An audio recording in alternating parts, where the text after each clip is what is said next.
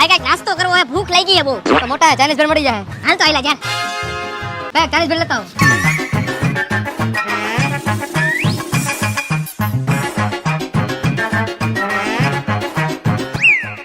દે ભાઈ બિલ દે.